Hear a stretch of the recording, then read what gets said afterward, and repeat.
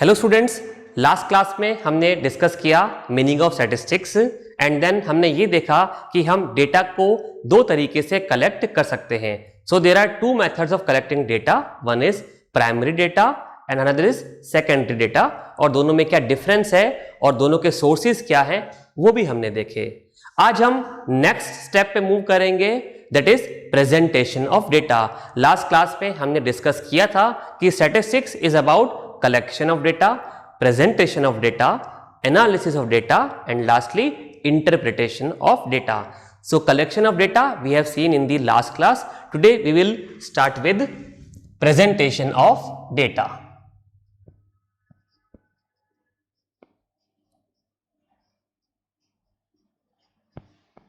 Presentation of data.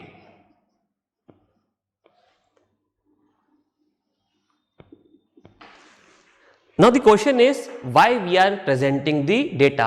हम data को क्यों एक सिस्टमेटिक ऑर्डर में प्रेजेंट कर रहे हैं? तो हमने लास्ट क्लास में डिस्कस किया था कि हम स्टैटिस्टिक्स में क्या कर रहे हैं, ग्रुप ऑफ नंबर्स को कलेक्ट कर रहे हैं। Statistics is about group of numbers which contain some information of human interest. तो अब हमने कलेक्शन ऑफ डेटा में कुछ नंबर्स को, कुछ डेटा को कलेक्ट किया है। अब हमें इससे कुछ इंफॉर्मेशन को एक्सट्रैक्ट करना है। इस डेटा से हमें कुछ इंफॉर्मेशन मालूम करनी है जो कि हमारे किसी इंटरेस्ट की है। अब ये इंफॉर्मेशन हमें इजीली अवेलेबल हो जाए, कम टाइम में अवेलेबल हो जाए, इसलिए हम डेटा को एक सिस्टमेटिक ऑर्डर में प्रेजेंट कर रहे हैं, ताकि जब हम एनालिसिस ऑफ डेटा करके उससे कुछ इंफॉर्मेशन मालूम करेंगे तो उसमें हमें टाइम कम लगना चाहिए, मिस्टेक्स नहीं होनी चाहिए और इजीली इंफॉर्मेशन अवेलेबल हो जानी चाहिए। इसलिए हम डेटा को एक प्रॉपर फॉर्मेट में प्रेजेंट करते हैं। So there are various methods of presenting the data, we will discuss them one by one. Okay, so data can be presented in serial order,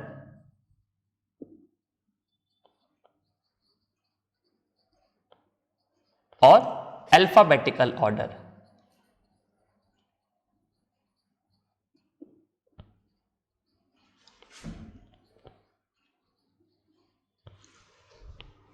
Data can also be arranged in ascending order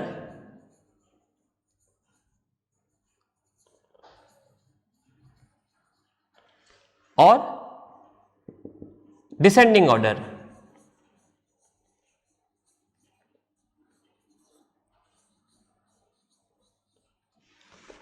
सो हम data को present कर सकते हैं serial order में या alphabetical order में, ascending order में या डिसेंडिंग ऑर्डर में। सो फॉर एग्जांपल स्कूल में आपके जब मार्क्स की लिस्ट बनती है तो वो लिस्ट रोल नंबर वाइज बनती है, roll number 1, roll number 2, roll number 3 and so on.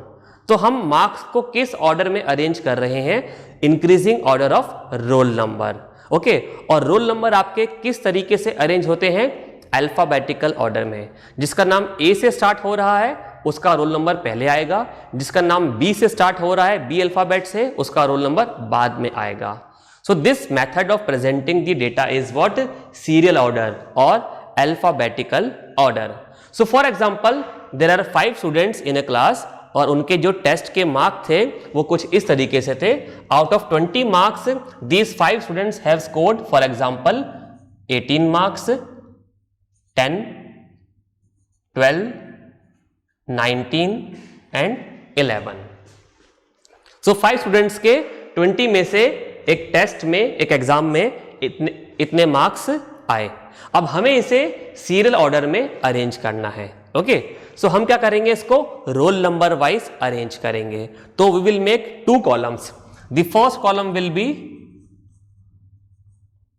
Role number. Okay, जो फर्स्ट कॉलम होगा वो रोल नंबर का होगा।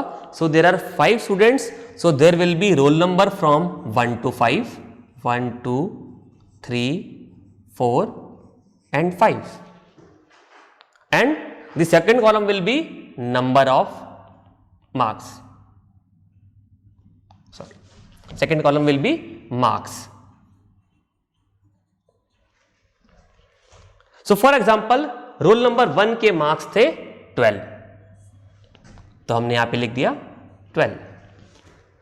Roll number 2 has obtained 19 marks. So we will write 19 here. Roll number 3 has obtained 10 marks. So we will write down 10. Roll number 4 has obtained 18 marks. So we will write down 18. And roll number 5 has obtained 11 marks. So we will write down 11 here. So this is the format of presenting the data in serial order. Okay, so हमने क्या किया, पहले हमने roll numbers लिखे and then first roll number के कितने mark आए. Student having first roll number has obtained 12 marks. So हमने रोल नंबर 1 के सामने 12 लिखा, रोल नंबर 2 के सामने 19 and so on. So first column will be of roll number and second column will be of marks. So इस तरीके से हम डेटा को सीरियल ऑर्डर में अरेंज कर सकते हैं. सो हम इसको एक टेबल की फॉर्म में बना देते हैं. राइट, तो this is serial order of arranging और प्रेजेंटिंग द डेटा. आप इसको नोट कर लीजिए.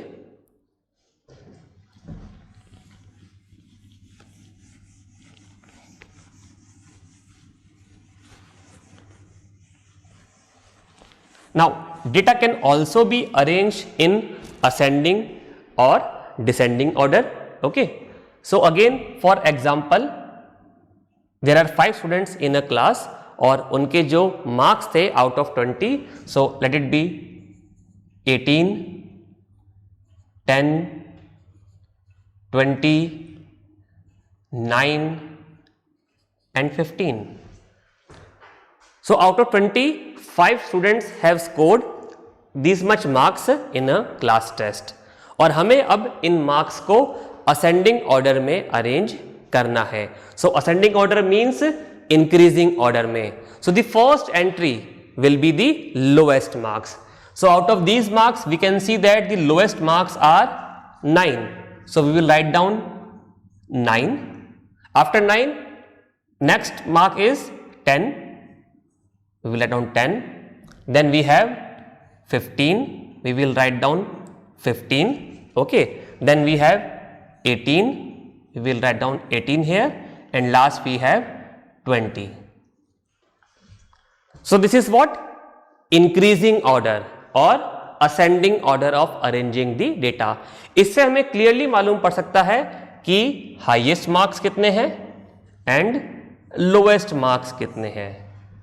तो यहां से हमें लोएस्ट और हाईएस्ट मार्क इजीली मालूम पड़ रहे हैं. In the same way we can also arrange this data in descending order also. Descending order means decreasing order. So in this we will write down the highest marks at first place and the lowest marks at the last place. So अगर हम इस same data को descending order में arrange करें तो we will get entries like 20 is the highest mark, then 18, then 15, then 10 and then 9. So this is descending order. Okay. So ये हो गया आपका ascending order and this is your descending order. So in both the methods, in both the ways, we will easily come to know about the highest mark and the lowest marks. So this is what serial order, ascending order and descending order. जब हम data को ascending order या descending order में arrange करते हैं तो हम इसे बोलते हैं array.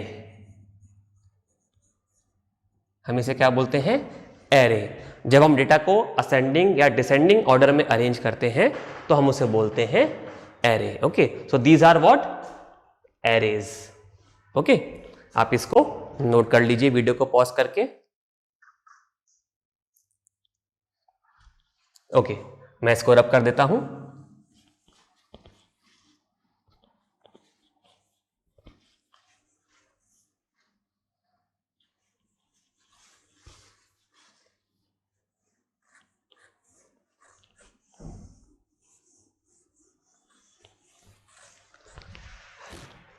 अब अगर आप ये एग्जाम्पल देखें तो यहां पर हमारे पास केवल 5 एंट्रीज थी। ऐसे डेटा को अगर हमें सीरियल ऑर्डर में, असेंडिंग ऑर्डर में या डिसेंडिंग ऑर्डर में अरेंज करना है तो it is a very easy task. ये कोई मुश्किल काम नहीं है, हम इसको बहुत इजीली कर सकते हैं। तो अगर हमारे पास नंबर ऑफ एंट्रीज यानी कि डेटा स्मॉल साइज का है, हमारे पास 5 एंट्रीज, 10 एंट्रीज, 15 एंट्रीज हैं, तो हम डेटा को इजीली सीरियल ऑर्डर में या असेंडिंग ऑर्डर में या डिसेंडिंग ऑर्डर में अरेंज कर सकते हैं। और अगर आप यहां पर देखें तो कोई भी वैल्यू रिपीट नहीं हो रही है। Okay, all are distinct values, सारी वैल्यूज अलग अलग हैं। तो अगर इस तरीके का डेटा हमारे पास में है जिसमें कि नंबर ऑफ ऑब्जर्वेशंस कम है और रिपीटिशन नहीं हो रहा है, यानी कि कोई वैल्यू एक से ज्यादा बार रिपीट नहीं हो रही है, एक ही बार आ रही है, सो ऐसे डेटा को प्रेजेंट करने के लिए हम सीरियल ऑर्डर या असेंडिंग ऑर्डर या डिसेंडिंग ऑर्डर यू के फॉर्म में प्रेजेंट कर सकते हैं। लेकिन अगर हमारे पास नंबर ऑफ डेटा यानी कि नंबर ऑफ एंट्रीज ज्यादा है और उनमें ऐसी वैल्यूज भी हैं जो कि रिपीट हो रही हैं, उनमें कुछ ऐसी वैल्यूज हैं जो रिपीट हो रही हैं। फॉर एग्जाम्पल, अगर यहां पर एक और स्टूडेंट होता और उसके मार्क भी 9 होते, तो क्या हुआ कि ये जो एंट्री है 9 ये अब 2 बार आ रही है। ओके, अगर एक और स्टूडेंट होता और फॉर एग्जाम्पल उसके मार्क 18 होते, तो अब 18 भी यहां पर 2 बार रिपीट हो रहा है। अब अगर ऐसे करते करते हमारे पास नंबर ऑफ वैल्यूज ज्यादा हो जाएं, सपोज हमारे पास 25, 30, 35, 50 इतनी वैल्यूज हैं और उन वैल्यूज में से कुछ वैल्यूज ऐसी भी हैं जो कि रिपीट हो रही हैं, देन जो हमने 3 मेथड अभी देखे हैं, that will not be the appropriate way to present the data. जो हमने 3 मेथड देखे हैं, सीरियल ऑर्डर, असेंडिंग ऑर्डर या डिसेंडिंग ऑर्डर, तो ये मेथड अब एप्रोप्रिएट नहीं होंगे। अगर 20 मार्क का टेस्ट है और क्लास में सपोज 50 स्टूडेंट हैं, तो ऑब्वियसली कुछ बच्चों के मार्क्स रिपीट हो रहे होंगे क्योंकि 20 मार्क्स का ही टेस्ट है, एग्जाम है और नंबर ऑफ स्टूडेंट्स 50 हैं। So it is but obvious that some of the students will get same mark. कुछ बच्चों के 10 मार्क्स आ रहे होंगे, एक से ज्यादा बच्चों के 15 मार्क भी आ रहे होंगे या 18 मार्क आ रहे होंगे। तो यहां पर क्या होगा, एंट्रीज रिपीट हो रही होंगी। तो ऐसे डेटा को प्रेजेंट करने के लिए हम दूसरा मेथड यूज करेंगे और उसे हम बोलते हैं फ्रीक्वेंसी डिस्ट्रीब्यूशन मेथड। ऐसे मेथड को हम बोलते हैं frequency distribution method.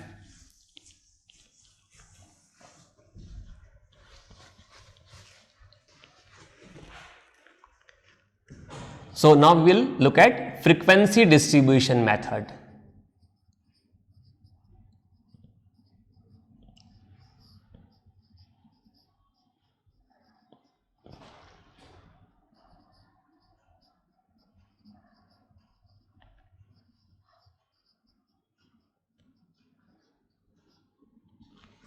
Now, what do we mean by the word frequency?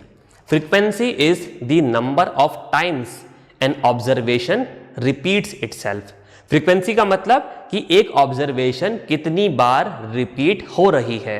So for example, अगर किसी स्टूडेंट के 15 मार्क हैं और किसी दूसरे स्टूडेंट के भी 15 मार्क्स हैं, तो 15 मार्क्स 2 बार रिपीट हो रहे हैं, तो उसकी फ्रीक्वेंसी क्या हो जाएगी, 2। तो frequency means number of times an observation repeats itself. So in frequency distribution method we have 2 different types of method. First is discrete frequency distribution. Discrete frequency distribution. Okay. And second is continuous frequency distribution.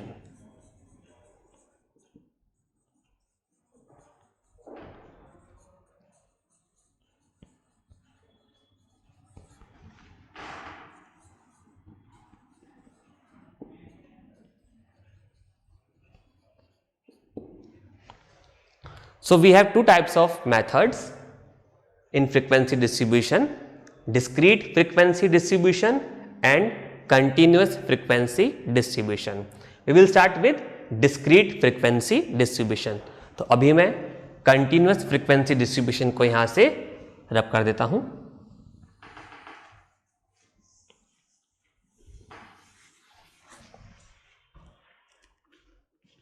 Now the word discrete means distinct.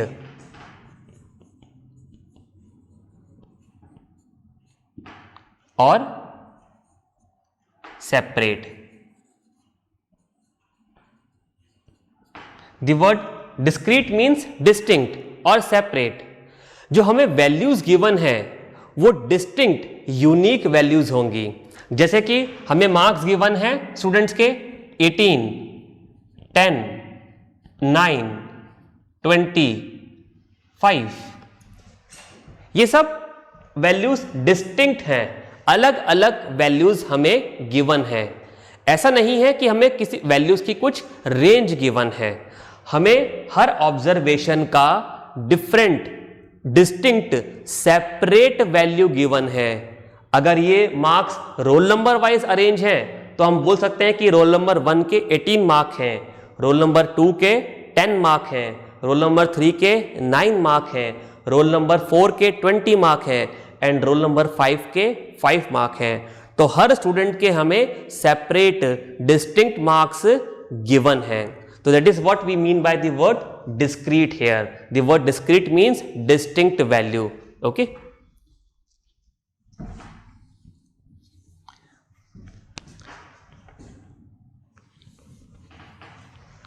तो अब हम एक example से समझते हैं कि हम कैसे किसी गिवन डेटा को डिस्क्रीट फ्रीक्वेंसी डिस्ट्रीब्यूशन में कन्वर्ट कर सकते हैं, प्रेजेंट कर सकते हैं. तो मैं एक एग्जांपल लिख रहा हूं. हमें एक डेटा गिवन है ऑफ चिल्ड्रंस इन 20 फैमिलीज. हमें 20 फैमिलीज का डेटा गिवन है कि किस फैमिली में कितने नंबर ऑफ चिल्ड्रंस हैं. तो मैं वैल्यूज लिख रहा हूं एंड देन हम देखेंगे कि हम कैसे उसे डिस्क्रीट फ्रीक्वेंसी डिस्ट्रीब्यूशन में कन्वर्ट कर सकते हैं. Okay, so the entries are, the data is number of children in 20 families and the values are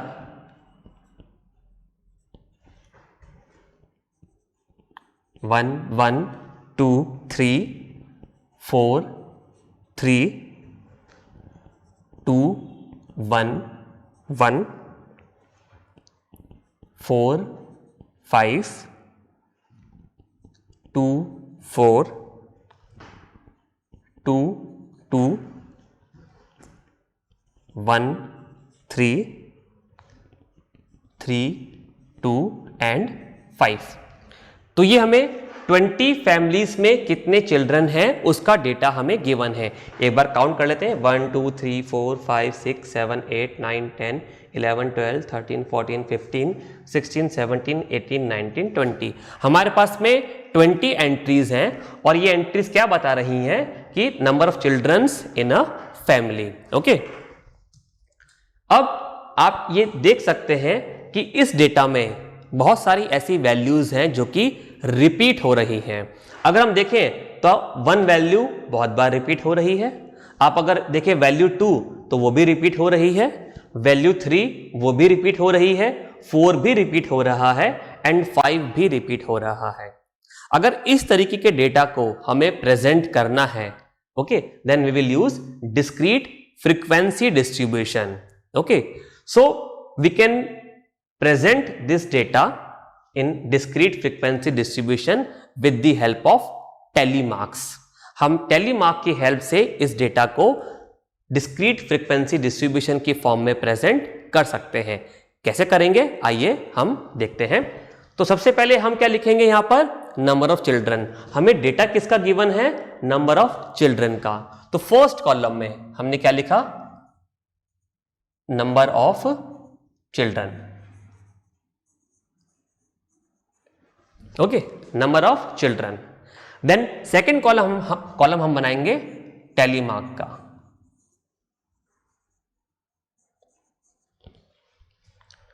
and then third column frequency.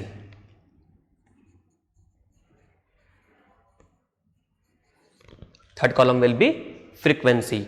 तो यहां पर ध्यान रखेंगे कि 3 कॉलम बनेंगे। फर्स्ट कॉलम जो डेटा आपको गिवन है वो बताएगा, जैसे कि यहां हमें नंबर ऑफ चिल्ड्रन गिवन है, तो फर्स्ट कॉलम क्या होगा, नंबर ऑफ चिल्ड्रन का।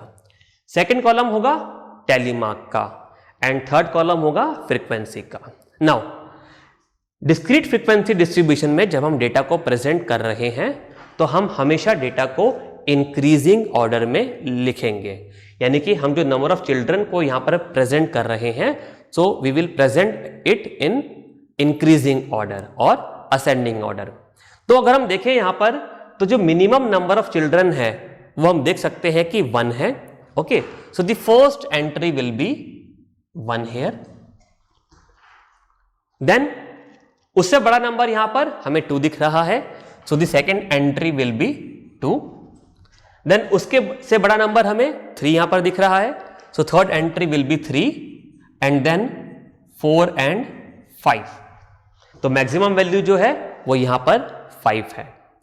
अब हमें यहां पर टेलीमार्क का कॉलम गिवन है, so what do we mean by tally mark, हम यहां से डेटा को ऑब्जर्व करना शुरू करेंगे और हमने फर्स्ट वैल्यू क्या लिखी है यहां पर 1। तो जैसे ही हमें यहां पर 1 वैल्यू मिलती जाएगी, हम यहां पर एक मार्क किस तरीके से, इस तरीके से एक लाइन ड्रॉ कर देंगे। ओके, तो देखिए करते हैं, हमें 1 वैल्यू मिली, मैं भी इसको टिक कर देता हूं ताकि बाद में कुछ कंफ्यूजन नहीं हो। तो 1, जैसे मुझे फर्स्ट टाइम 1 मिला, मैंने यहां पर एक लाइन ड्रॉ कर दिया, इसको बोला मैंने टेलीमार्क। ओके, देन फिर से मुझे 1 वैल्यू मिला, तो मैंने यहां पर एक और टेलीमार्क बना दिया। ओके, फिर हम आगे बढ़े, फिर से मुझे 1 वैल्यू मिला, मैंने यहां पर एक और टेलीमार्क बना दिया, 3 हो गए। देन अगेन हमें 1 वैल्यू मिला, तो हमने यहां पर एक और टेलीमार्क बना दिया। अब हम देखें तो हमें एक और 1 मिल गया। जब आपको 5th वैल्यू मिलेगी तो हम यहां पर लाइन ड्रॉ नहीं करेंगे, हम यहां पर इन चारों वैल्यूज को इस तरीके से क्रॉस कर देंगे। So this cross means 5th entry, this cross means 5th entry. तो हमने स्टार्टिंग की 4 वैल्यूज को एक लाइन से यहां पर वर्टिकल लाइन से रिप्रेजेंट किया एंड देन जैसे ही हमें 5th एंट्री मिली, हमने इनको क्रॉस कर दिया। अगर यहां पर एक और बार 1 आ रहा होता तो हम फिर से यही प्रोसेस फॉलो करते, हम पहले एक लाइन ड्रॉ करते, फिर अगर 7th एंट्री भी है तो एक और लाइन ड्रॉ करते। फॉर एग्जाम्पल अगर 6th एंट्री भी होती, 7th एंट्री भी होती, 7th टाइम 1 रिपीट हो रहा होता, तो हम एक और लाइन बना देते, फिर एक और लाइन बनाते, फिर एक और लाइन, और जैसे ही 10th एंट्री मिलती हम उसको क्रॉस कर देते। तो हर 5th एंट्री पर हम जो हमने ये 4 टेलीमार्क बनाए हैं इनको क्रॉस करते जाएंगे। ओके, तो अभी हमारे पास में 5 ही एंट्रीज हैं, तो मैं इसको यहां से रब कर देता हूं। तो हमारे पास 5 टाइम्स 1 रिपीट हो रहा था। अब सेकेंड एंट्री इज 2 हियर, तो 2 हमें फर्स्ट टाइम मिला, तो हमने यहां पर एक टेलीमार्क बना दिया। देन एक और बार 2 मिला, हमने यहां पर एक और टेलीमार्क बना दिया। देन एक और बार 2 मिला, थर्ड एंट्री 1 2 3, देन एक और बार 2 मिला, 4th एंट्री एक और बार मिला, अब 4 हो गए। अब हम इसको क्रॉस कर देंगे। अब यहां पर एक और बार 2 आ रहा है, तो जैसे हमें 6th एंट्री मिली, हमने फिर से वही प्रोसेस फॉलो किया, एक टेलीमार्क यहां पर हमने और बना दिया। ओके, देन 2 के बाद हमारे पास एंट्री है 3, तो 3 हमें फर्स्ट टाइम मिला, तो हमने यहां पर एक टेलीमार्क बना दिया। देन सेकेंड टाइम 3 रिपीट हो रहा है, हमने एक और टेलीमार्क बना दिया। देन थर्ड टाइम हमें 3 मिला, हमने एक और टेलीमार्क बना दिया।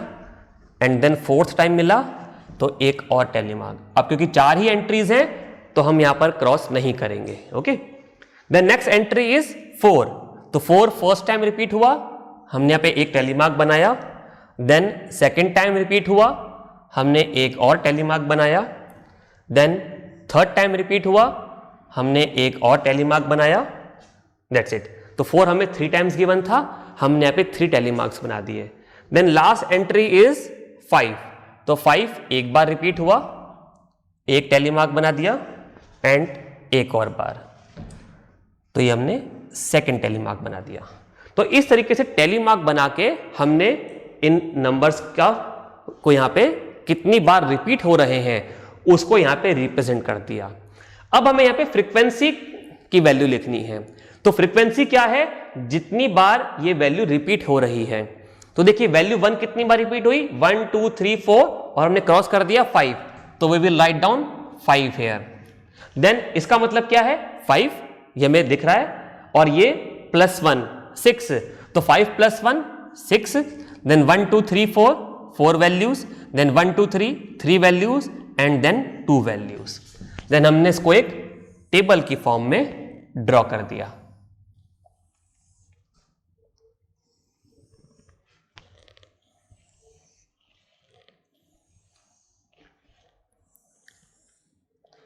This is what? Discrete frequency distribution with the use of tally marks. अब जब भी आप डेटा को डिस्क्रीट फ्रीक्वेंसी डिस्ट्रीब्यूशन में प्रेजेंट कर लेंगे तो याद रखिए लास्ट में हमेशा फ्रीक्वेंसीज को ऐड करके देखिए क्या वो टोटल फ्रीक्वेंसी के इक्वल है। हमें 20 फैमिलीज का यहां पर डेटा गिवन था, तो यानी कि इन फ्रीक्वेंसीज का सम भी 20 ही आना चाहिए। तो एक बार हम चेक कर लेते हैं। 5 + 6 11, 11 + 4 15, 15 + 3 18 एंड 18 + 2 20। सो दिस मीन्स जो हमने फ्रीक्वेंसीज यहां ड्रॉ की हैं वो सही हैं, यानी कि हमने सारी ऑब्जर्वेशंस को यहां पर कंसीडर कर लिया है।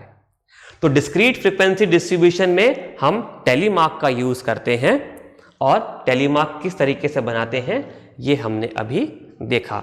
सो there will be 3 columns here. जो हमें डेटा गिवन है, नंबर ऑफ चिल्ड्रन था तो वो आ जाएगा, देन टैली मार्क का कॉलम आएगा and last column will be frequency distribution. अब ये मेथड कब काम आ सकता है, जब देखिए आप लोएस्ट वैल्यू और हाईएस्ट वैल्यू इनके बीच का डिफरेंस यहां पर बहुत कम है, 5 का ही 1 2 3 4 5 ही एंट्रीज हैं, लोएस्ट और हाईएस्ट मार्क में बहुत ज्यादा डिफरेंस नहीं है।